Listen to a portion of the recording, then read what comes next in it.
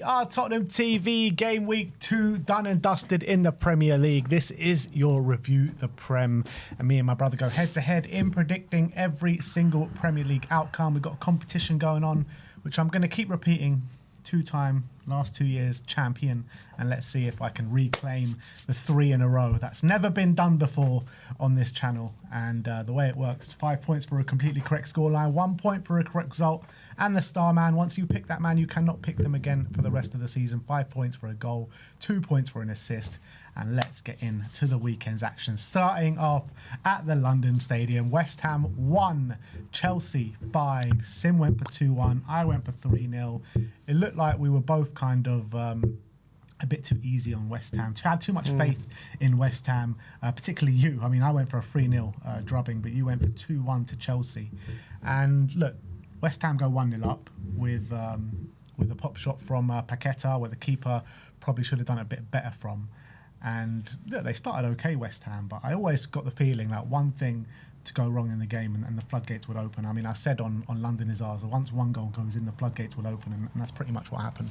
Yeah, I underestimated how much of a shambles West Ham really are at the moment. I think defensively, absolutely all over the shop. The goals that Chelsea was scoring, they really didn't have to do anything particularly inventive or special. It was just so basic errors from West Ham when it came to just marking, clearing your lines, just being aggressive, like wanting to defend. It was really shocking that the goals they conceded from set pieces was so easy. They just seem weak, lacking concentration. The keeper is all over the shop. They were just horrific from corners. I think only 2 of their goals came from open play.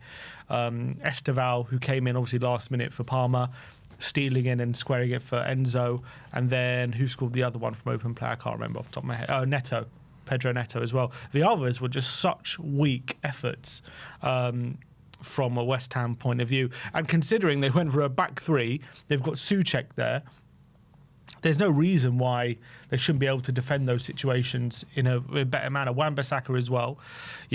They set up to defend those situations, and they not only did they not do, they completely failed miserably.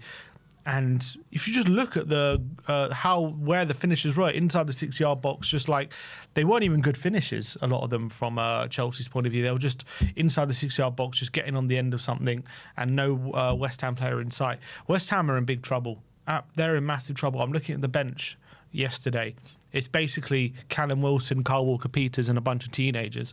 It's dire straits. It's dire straits. They're in big trouble. They're in big trouble, West Ham. And Paqueta, he's apparently looking to leave in the latter stage of the window. He's not happy. Bowen is the only player who seems to have any quality. Everyone else is found wanting. They're playing a midfield 2 of Ward-Prowse, who left last season and has found his way back there somehow. Souček, who's old and doesn't have the legs.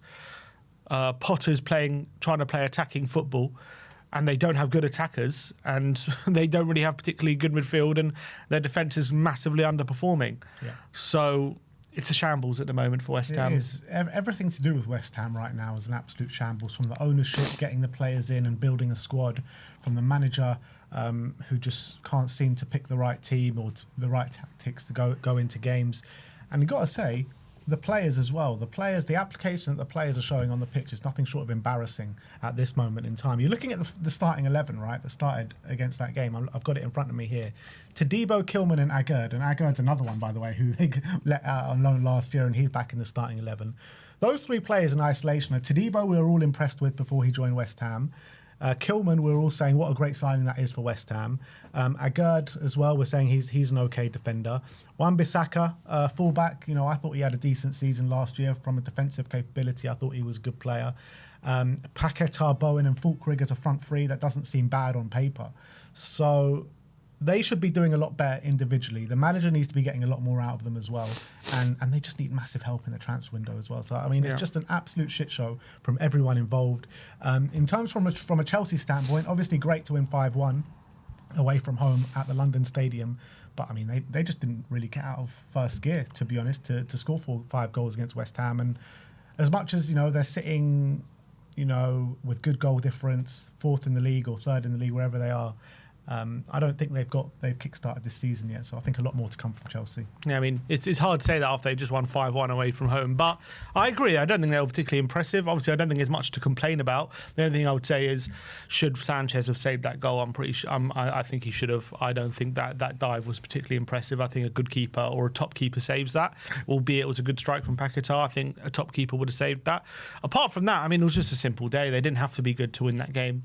They weren't bad. I actually think the midfield again was phenomenal. I thought Caicedo, Enzo, that was where they were getting the major advantage. They were just dancing through that West Ham midfield. The West Ham midfield couldn't keep up. So I think that's where the game was truly won, in open play anyway. Obviously, they won it from set pieces. So look, a good day from Chelsea. Obviously, bigger test to come, but they played well. It wasn't nothing incredible, but yeah, I think the fact they won 5-1 probably makes it seem they played better than they did. Yeah, but a lot has to change around West Ham in this last week of the transfer window. It's looking like Graham Potter's probably the front runner to be the first manager to get sacked. Talk already. He's got 2 games left. Yeah. Let's move on. Let's move on to the Etihad. Man City 0, Tottenham 2. Both of us going for Man City wins. Him going for 3-2. I went for 1-0. And look, we say we gave too much credit to West Ham. We didn't give enough credit to Tottenham in this game. The Etihad, just Spurs at the Etihad doing Spurs things. It doesn't matter who the manager is, we always have a chance and always get points when we go to the Etihad. And why do we never put that in consideration when we're making our predictions for this game? I feel like, though, over the years, whenever we've predicted Spurs to win there, they haven't won. And whenever we've predicted Spurs to lose there, they've gone and taken points. Yeah, we should have known. We should have known something was going to happen this weekend at the Etihad, because every year we seem to go there and surprise people. And Thomas Frank's second Premier League game in charge of Tottenham, to go away at Man City, a team that just won 4-0 on the first weekend. Haaland had a brace. Reinders was cooking. Everyone was saying, you know, they're going to be back in the title race this year.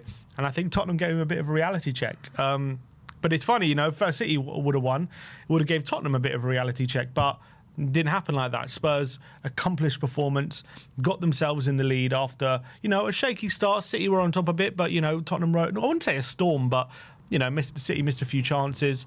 You expect that when you go to the Etihad. You're not going to go there and, you know, get no shots against. But second half, getting the 2-0 up, I mean, it was such a professional, organised performance in that second half. City barely created an opportunity. Vicario had a very quiet game in that second half. And I think Frank will be absolutely delighted how quickly Spurs have taken on his instructions and taken it on board. Second game in the Premier League, and they're already performing like that, on top of what we saw against PSG in the Super Cup, where we should have won that game 2-0 up with 5 minutes to go as well. So I think Frank will be absolutely delighted with how quickly Spurs are adapting to how he wants to play. But yeah, question marks for Man City, I guess, in this one, because I guess it was just a surprise how easily they were kept at bay in that second half. You're expecting an onslaught. You're expecting them to really force the issue. They made subs. They brought on a lot of talent off the bench. It seemed as though whatever Guardiola did wasn't making a bit of difference, and like Tottenham just had them on lock, and Tottenham had them figured out, and that has got to be a bit of a worry for Guardiola. Either Frank is that good that he just found a way to figure out Pep, or there's something not quite right yet with Man City, and I guess time will tell. Yeah, it's early days. I mean, many a time we've seen with Man City having slow starts to the season and then go on and absolutely romp the league. That's also true. We've seen that so many times. And also many times we won there and they've gone and won the league. Yeah. So I wouldn't take this as a barometer of where City are at this current moment in time.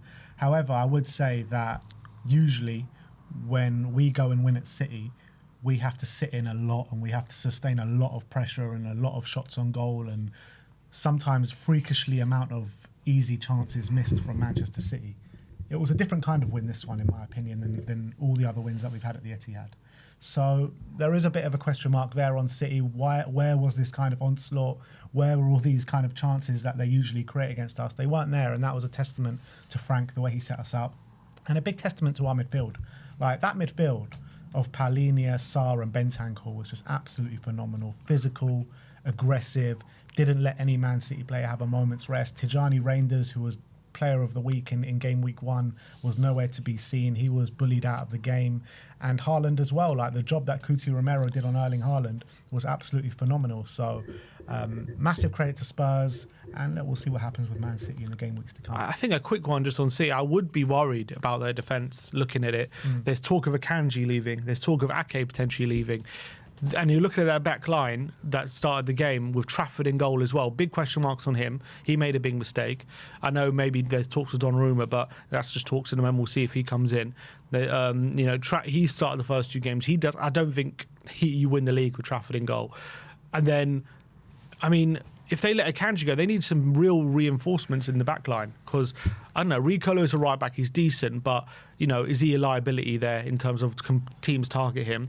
Stones and Diaz, they've had their injury problems in previous seasons, and Ain't Nouri's not the most defensive player. Well. They've got Gvardiol to come back, they've got Kuzanov on the bench as well, Nunes has played right back. So they do have options, but I don't know, I feel like they're missing something there in their back line. Yeah, you might be right there, and it looks like Liverpool are missing something in the back line as well. I mean, these 2 teams, who everyone predicted to go head-to-head for the title this year, they definitely seem to need more before the transfer window shuts in 6 days' time. So we'll see what happens. Next up is Bournemouth 1, Wolves 0. Sim went for 3-0, I went for 2-1, both in favour of Bournemouth. I mean, it was kind of a simple day at the office for Bournemouth this one. I do worry a lot for Wolves in terms of fighting for relegation because they just don't seem to have much on the pitch, to be honest, in terms of quality. Marcus Tavernier puts them 1-0 up inside the first 5 minutes, and that's all they needed to do. Like, Wolves got a sending off, I think, early in the second half, and they just, for love nor money, they just could not break down this Bournemouth side. Yeah, look, I didn't watch this game. I was obviously on my way back from Manchester at the time. But great win for Bournemouth. I thought they played quite well in the opening game against Liverpool. Unlucky to end up on the losing side on that one. I think, obviously, 1-1-0 against 10 men. Is there a bit of frustration? Maybe they didn't put this to bed, and they, when it's 1-0, even against 10 men, you're kind of leaving the game open. Could they have killed the game off? But they ended up with the win. They got all 3 points. From the highlights I saw, it didn't seem like they created loads of top quality chances. It seemed as though they got the deflected goal and that was it. So that's something to keep your eye on. But yeah, I think they've done all right so far in the first couple games of the season. And yeah, obviously it's going to be hard for Iraola to kick on from where he's been, especially after losing Hyson and Kirkes. But they've looked all right early doors. Yeah, absolutely. Brentford, but you worry for Wolves, yeah. Yeah, massively. Next up is Brentford 1, Aston Villa 0. Surprise result of the weekend, one of them anyway, and we both went for Villa wins. We went for 2-0 each. And Dango Ouattara, was that his debut for Brentford? Really nice goal, beating the offside trap and going 1-1 and putting it in the back of the net. What is going on with Aston Villa at this moment in time? Doesn't seem to be a happy camp. Unai Emery seems visibly frustrated. Not a lot is going right for them at this moment in time. They had 17 efforts on goal, and I don't think many of them went close. Yeah, and I'm looking at their lineup. Not one new signing I can see in that lineup. So I'm sure Unai Emery is very frustrated with that aspect of things. I'm sure he wants reinforcements. I know Villa had a pretty decent season last season, but you could see at points they were inconsistent, and at points they needed that extra bit to this season to really go again. And he must be sitting there very frustrated with the lack of movement in the transfer window. And yeah, look, it's a great result for Brentford. I just wonder if this result says more about where Villa are at than where Brentford are at this season. And it's a great win for them. Ouattara obviously got the goal, and they needed that after a disappointing first game of the season. A lot of talk about Brentford potentially being in a relegation battle this season, losing so many players and losing their manager and all the coaching staff. So to get their first wins so early in the season will give them confidence that maybe this season won't be as much as a struggle as a lot of people anticipated. So that's brilliant for them. And look, I wish them all the best. I hope they have a great season, because I do genuinely feel bad with how they've been stripped of so much this season. So I'm hoping for them best. But yeah, when it comes to Villa, drew 0-0 first game. Were lucky as well. They should have really lost to Newcastle. Lost 1-0. Yeah, not all seems well. I wonder, could this be Emery's last season at Villa? It very well could be. It kind of feels like potentially the wheels could be falling off, and I think that's impacted by PSR and the situation hovering over Villa. We always said that it's a very precarious situation at Villa with the finances, with the wages to turnover ratio and everything like that. It just wasn't sustainable. And I think that's potentially what we're seeing at this moment in time. Kamara goes off injured early in the game as well. If that's a long injury, that's going to be a massive detriment to the team. Sold Ramsey as well. Sold Ramsey. They sold, what's his name as well? The winger. Bailey, yeah, they sold Leon Bailey. So probably the squad's weaker than last year at the moment. Yeah, Asensio and Rashford obviously not there anymore. Yeah. So, yeah, they're considerably weaker than they were last year. That's the reality. And with Europe coming around as well for Aston Villa, we know over the last couple of years when they have Europe, they struggled to manoeuvre those 2 games a week. And now they're considerably weaker. And if they're dropping points when they don't have Europe, yeah, I mean, it could be a long season for them. Next up is Burnley Sunderland. 2-0 to Burnley on the day. Sim went for 1-0. He gets a point there. I went for 0-0. And yeah, really good result for Burnley. Sunderland, they win 3-0 at home against West Ham first game of the season, and then they're losing away to Burnley 2-0 in the second game of the season. So up and down start for them. And Burnley, I think, yeah, credit to them, because I don't think the result first game of the season kind of reflected how well they actually played against Spurs in parts in that game. And yeah, it seems like they built on that performance. Yeah, I agree. I think the first game they played well, but they just clearly lacked the quality, didn't they, to pay for it. And in this game, playing against, I guess maybe this is the game I expected Sunderland to have on the first day, but they had it on the second game of the season. A lot of new signings. They're playing against a much more settled team. They, Burnley are very much the same team they played last season. They do. Everyone knows their jobs. Everyone's very settled there, and I think that they made the most of that in this game. I think Sunderland were very disjointed. They struggled for cohesion.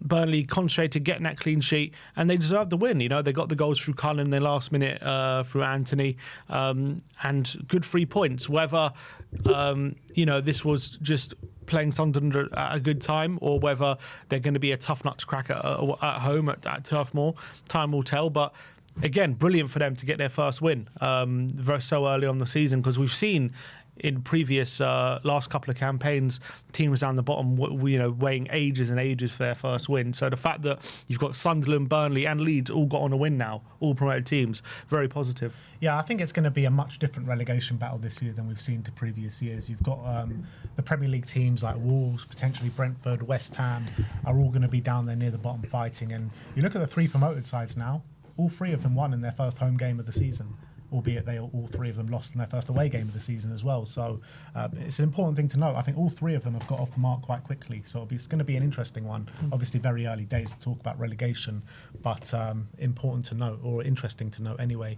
And in the other one of the promoted teams in Leeds, they got a battering at the Emirates, 5-0 to Arsenal. Sim went for 3-0, I went for 2-0. So maybe if we add those scorelines together, we can get 2.5 points each. But no, that's not the way it works, unfortunately. But yeah, a bit similar to how I was talking about West Ham, like 1 goal and the kind of the floodgates open. This was actually kind of, Leeds had their moments before the first goal went in.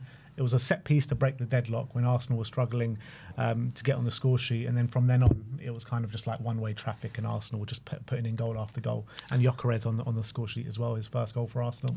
Yeah, it was always going to be a matter of time, I think, in this game. As soon as Arsenal got that advantage, the confidence was there for them to just blow Leeds away. And obviously they announced Eze before the game. He came out, and that was... I think gave that Arsenal team and the fans that little bit of extra lift, that fire to really take the game and take Leeds to the sword, and they ended up absolutely battering them. Obviously, good goals from Gyökeres, good goals from Saka, Timber with a brace as well. So at the end of the day, 5-0, clean sheet, new signing. I mean, probably a brilliant day if you're an Arsenal fan. Couldn't have gone much better. Obviously the bad things are Saka picking up an injury, and maybe Odegaard potentially as well, but it looks like Saka could be out for a month, so that's not great news for them. But to be fair to them, they've got the players to cover, unlike maybe in previous seasons. So I think they're probably not as worried as they would have been. Yeah, I think in previous years when we've all made fun of Arsenal bottling in the league and stuff, I don't think they've ever been the strongest team in the league. Well, I actually think, looking at the squads involved now, as much as it pains me to say it, I do think they have the strongest team in the league now. So if they actually don't go on and win this title, I think that is a bottle job, because they've spent a hell of a lot of money, albeit other clubs have spent big money as well.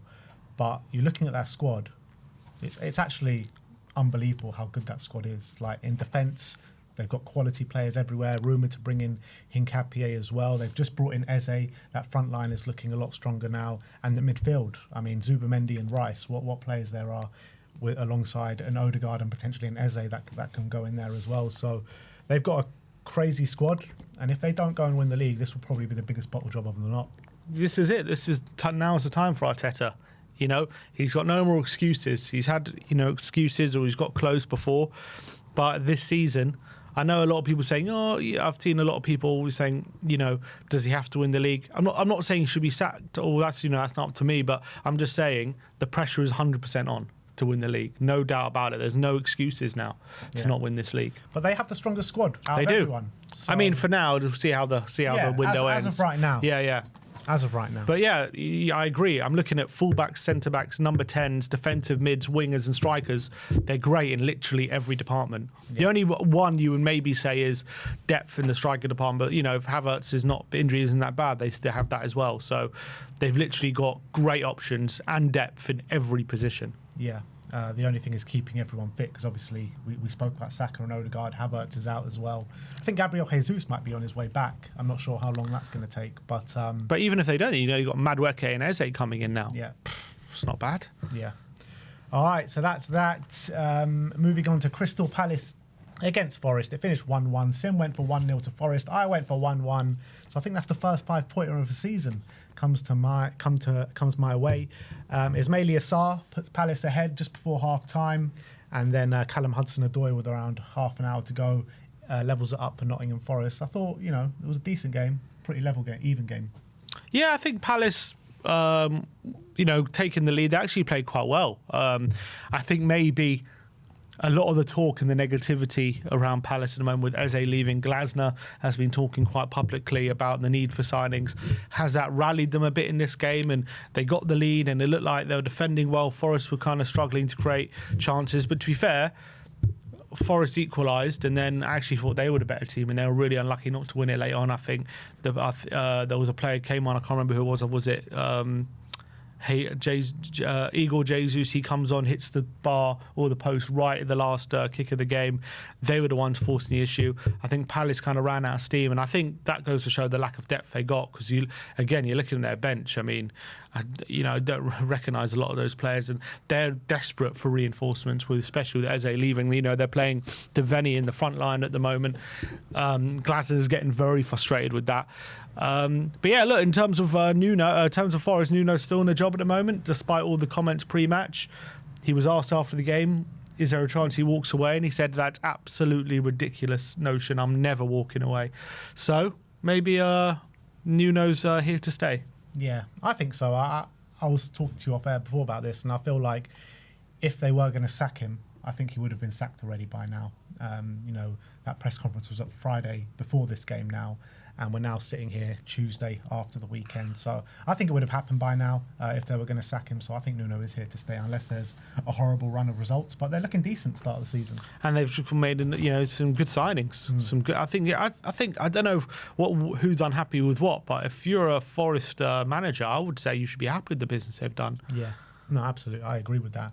Apparently, there's just been a bit of a clash between him and Edu as well, I've been reading. So we'll have to wait and see how that one unfolds. But right now, I think if you take that kind of element out of it, they've had a decent start to the season. They're looking good. Yeah, great first win. Battered Brentford and decent point away at Palace. Let's move on to Everton 2, Brighton 0 at the opening of the Hill Dickinson Stadium. Everton's new ground, which looks phenomenal, to be honest. The atmosphere was incredible and really grand opening of the new stadium. Sim went for 1-1. I went for 1-0 to Everton. And yeah, it was a really good performance from Everton, to be honest. Really good goal from Ghana that put them 2-0 up. And Ndiaye obviously opened the scoring. But I felt like this game was all about Jack Grealish, to be honest. It felt like his first start for Everton, opening the new stadium. I felt like he was playing with a lot more freedom than what we've seen in the past couple of years. Very creative, got 2 assists on the day.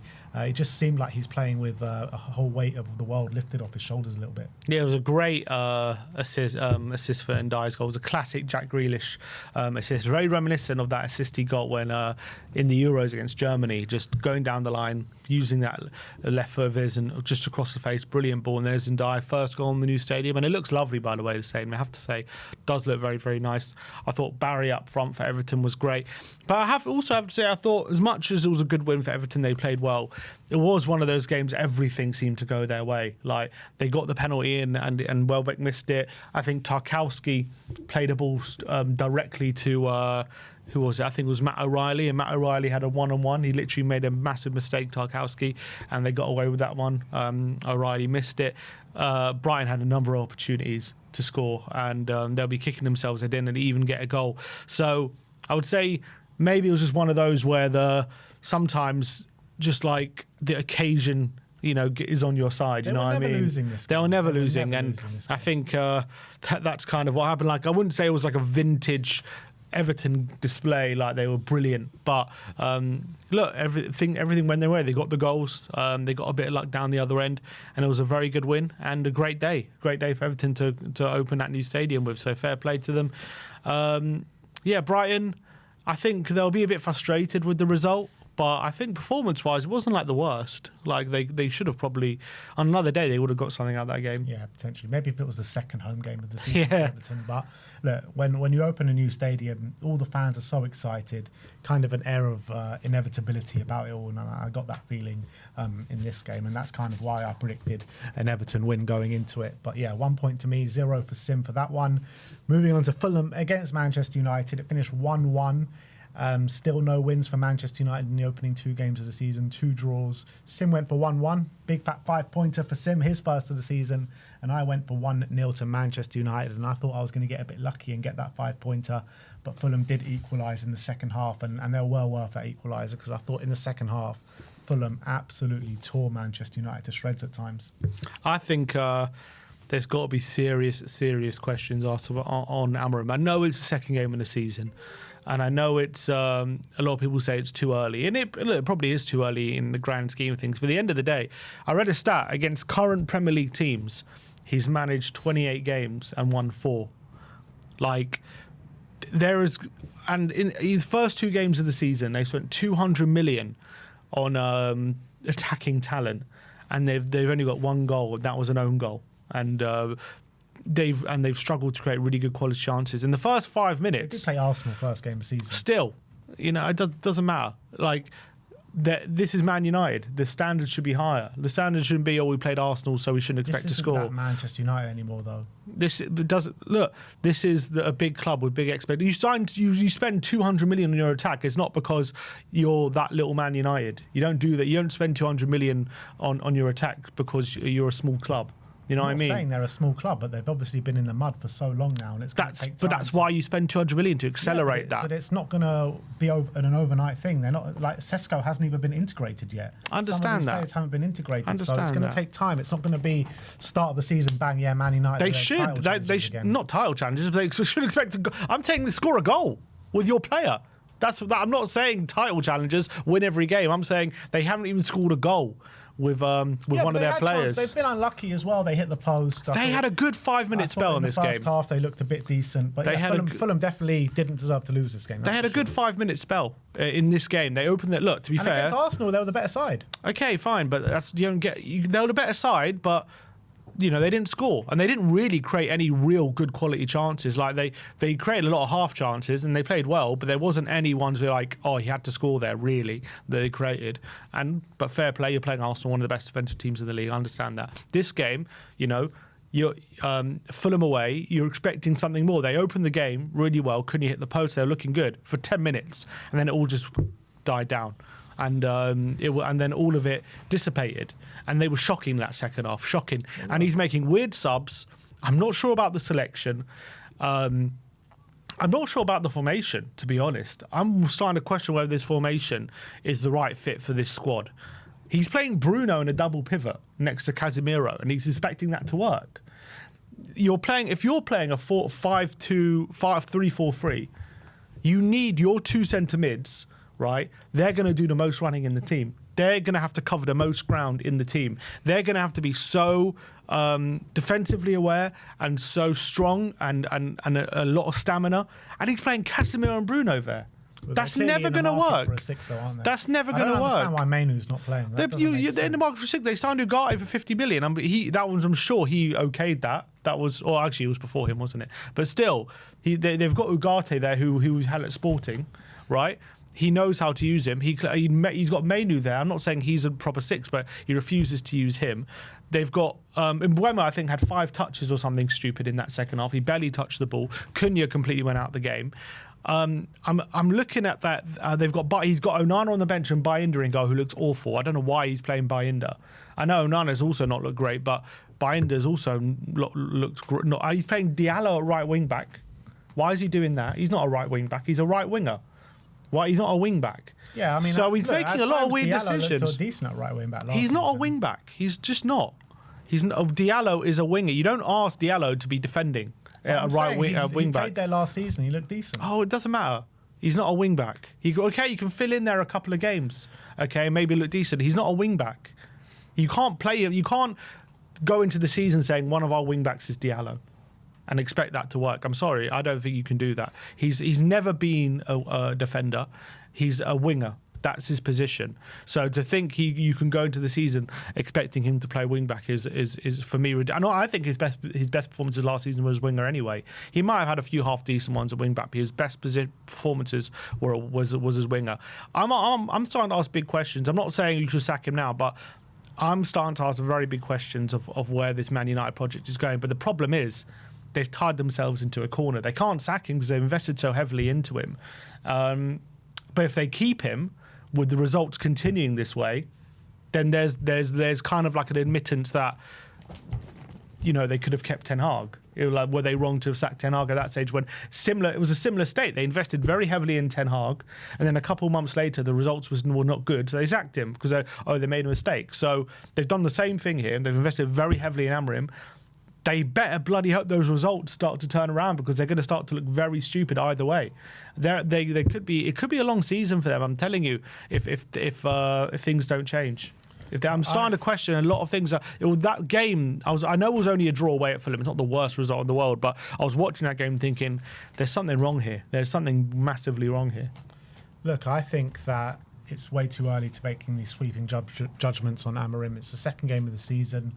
They got a few signings they need to bed in. They've got one game a week. They've got a lot of time to work on the training ground, and they've got some good players there. And I think Amorim's going to turn it around this season. That's my opinion. I mean, it's 2 games into the season, but he also he's had 28 Premier League games so far. Yeah. So, based on what I'm seeing in that Fulham game, it was very similar to what I saw last season. Yeah, that's fine. But, managers sometimes take longer. Like, there's a massive shit show that he's trying to clean up at Manchester United. This isn't like an overnight fix or a pre-season fix. This is going to take some time, even from now. So if they're thinking that it's a magic button and suddenly they're going to be a good side again, that's not going to happen. Like, it's been such a big shit show at Manchester United. It's not to be underestimated. Just remember when Mikel Arteta came into Arsenal, that they finished 8th twice in a row, and I know Man United finished a lot lower than that last season. He survived 8 losses on the bounce as Arsenal manager when everyone was questioning him. The Arsenal fans, everyone around the Premier League, he's tactically inept. He doesn't know what he's doing. He's this, he's that. And I think the same is being banded around to Ruben Amorim, and he can turn it around. Well, the thing Arteta did, first of all, he won an FA Cup, and second of all, the thing he did is he showed he was tactically adaptable. He had one tactic when he won the FA Cup, went to a back 5, then he changed it, and then he changed it again. He's changing it even now. Amorim has stated he's going to play this one way. Yeah. And I'm just questioning whether this one way is something that they should basically go with until till the end. I'm not sure this is the path. I'm looking at their team. I think a 4-3-3 suits their squad better than what they have than a 5-3 when a 4-3-3. You might be right on that aspect, because I feel like football has moved on from like these kind of managers that play the same system over and over again. And I feel like you need to be tactically flexible in this day and age to be a good manager. And I know what manager now is not tactically flexible. Most of the good managers are. Pep is. Mikel Arteta is. I know he plays a lot of the same formation, but he comes up with different divisive plans for different kind of games. Slot is, Thomas Frank. All these managers are tactically flexible. And I also find it very interesting how Amorim is talked about and how Ange was talked about last year. And I think this is what it comes down to. I find it very interesting. The narratives.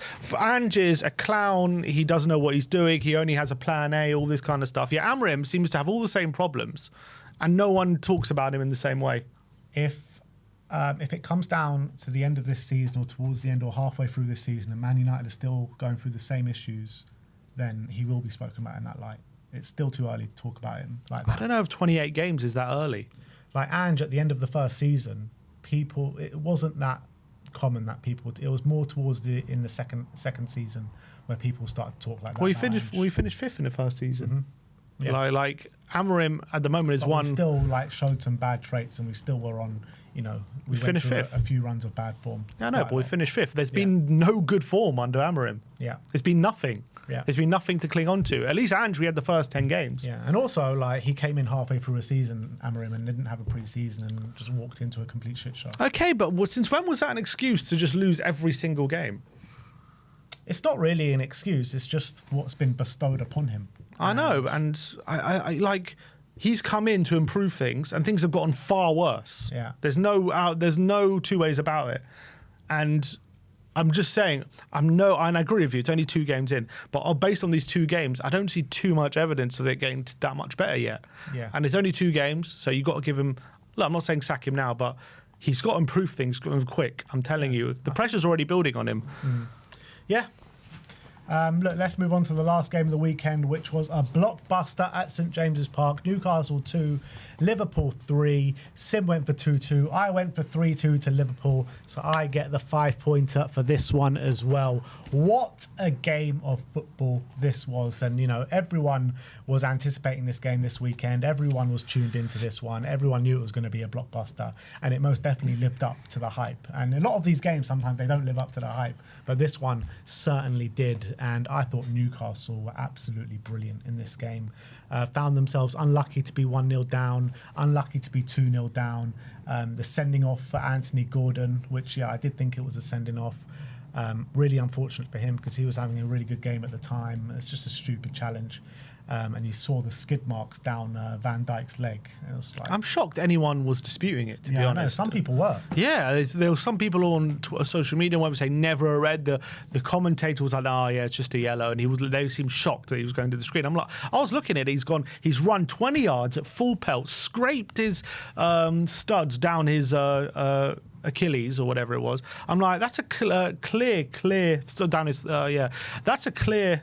Red. Clear red. That could have been serious. I was watching it with a few friends last night, right? And I had to pop out. And as I was out, the Gordon red card happened. So I came back and they're down to 10 men. And I didn't see it at that moment. And I'm like, oh, was it a sentence? And they were like, yeah, it was really harsh. And then I saw the replay. I was like, what are you talking about really harsh? Like that is a Stonewall red. That is a Stonewall red. But look, they got the man sent off and it didn't really hamper their performance. I thought they were still brilliant. With 10 men, they got the 2 goals back. And then obviously what happened with the 16-year-old Rio. I don't know how you pronounce his name. Even Slot calls him just Rio, he said. Yeah, just Rio, we're going to call him. But yeah, credit to him for getting the goal. But this was a complete daylight robbery for Liverpool. Yeah, I mean, Liverpool should be really concerned how they were just unable to keep the ball against 10 men in that second half. It was almost maybe they felt 2-0, the job was done, let's just sit back and see this game out. But it was like they struggled to keep any possession, any sort of proper possession in either half, to be honest. The first half, Newcastle came out flying out of the traps, super intensity, every challenge, full force, every challenge was treated like a goal. Liverpool were kind of bullied, really, really bullied in that first half. Newcastle were playing brilliantly. I thought Gordon was actually doing some phenomenal work, like holding the ball up, winning headers. Like he was playing like a proper number 9. The only problem is when it came to the finishing in the box, he had a few chances, didn't put them away. They really did have an Isaac-shaped hole in that middle of the park. And the really frustrating thing for the Newcastle fan is if Isaac's playing, I think they win that game, and they probably win that game Maybe they should comfortably. have started Osuna, whatever his name is. They probably should have, to be honest. They probably should have. He came on and he looked really good. Obviously, he got the equaliser. That was it. That first half, it was all about they just didn't have that cutting edge. In as much as they were on top of them, they didn't have the cutting edge. Liverpool soaked up the pressure, got the goal, 2 goals against a run of play. Obviously, one with 10 men as well, but that second half has got to be a concern for Liverpool. They just didn't get the ball on the ground. They had no patience. It was almost as if they felt like they were rushing everything. It felt like they're playing against 10 men. Let's just be very direct and rush all our movements and all our passes. And Newcastle just kept gobbling them up, and it was really a lack of composure from Liverpool. But Newcastle just made the most of all the set pieces they were getting. They were just getting corners, getting free kicks every time they had the opportunity, get into the box, cause problems for Liverpool. And they just made the most of what they had, and they were brilliant, and they fully deserved at least a point. Probably deserved to win. I would say definitely deserved to win. Definitely deserved to win. And I think the ironic thing is, the one time in that second half, Liverpool did show a bit of composure and just popped the ball around, they got the goal. And that was how easy it was. They just needed to do it once, that whole half, and they scored. And to be fair, it was a great team goal, whatever you want to say. The way Gravenberch to Chiesa to Salah, the dummy from Szoboszlai, and the finish from Rio, you got to give the goal credit. Because Szoboszlai should get the assist for that goal. Oh, brilliant dummy. Brilliant dummy. It was a great, and whatever you want to say about them not deserving to win, it was a great team goal. You got to say that for the winner. So fair play to them. But like Liverpool can pop up like with that kind of goal at any moment in time with the quality they do have. Ekitike has started life so well at Everton. Brilliant he finish. Looks like an absolutely brilliant player. But I want to give the massive props in this game to Bruno Guimaraes, who I thought was absolutely phenomenal, and also Dan Burn. I thought Dan Burn was sensational as well. Yeah, I think Newcastle will just be gutted that they've not gone anything out of this game, because you got to remember, it wasn't just out of fact 10 men. I think Tonali goes off injured, Shah goes off injured, Joe Linton goes off injured. Obviously, we know Gordon got sent off. So like everything was against them in this game. Everything, like whatever could go wrong did go wrong, and whatever problem came their way, they found a solution to it, and they kept the pressure on Liverpool throughout all of that, and got the equaliser. So such a shame for them they ended up with nothing, but unlucky. Yeah, I think Newcastle will obviously be bitterly disappointed that they didn't get what they deserved in this game, but they'll take a lot of heart from that performance, won't they? They will, but at the end of the day, they end up with nothing. They didn't win the first game, didn't score against 10 men Villa.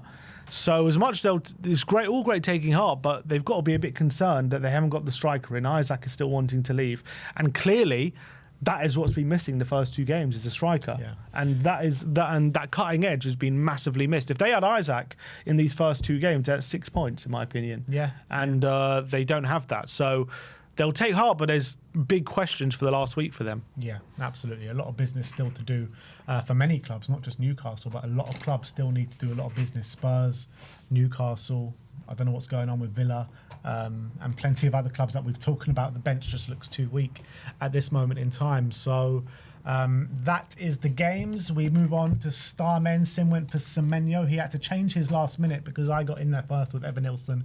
Wish I didn't, because Evan Nilsson got absolutely nothing and Semenyo got an assist. So Sim gains 2 points on this one. So we end off with a 9-point gap, 23 points to myself, 14 points to Sim, and we'll be back again on Thursday. It's the fine margins. I had 2 5-pointers lost in the 90th minute in this week, so yeah. I'll be in better luck next week. I think I lost a 5-pointer as well with I lost a 5-pointer with the Man United game. Yeah, that was the 90th minute. All right, and also with Everton, because I had 1-0 to Everton. They also scored late on, didn't they? No, you had 2-1, but Brian missed a penalty. Oh, I had 2-1. Oh, that was it. Yeah. So, both getting a bit unlucky this weekend. But that is that from Review the Prem. We'll be back on Thursday for another round of Predict the Prem, just before the last fixture, before the first international break of the season. It feels like that's come around way too quickly. International break after 3 games. It makes me sick, man. But anyway, we'll see you all then, guys. Thanks everyone for joining. Like, subscribe and comment. And as always, come on you Spurs.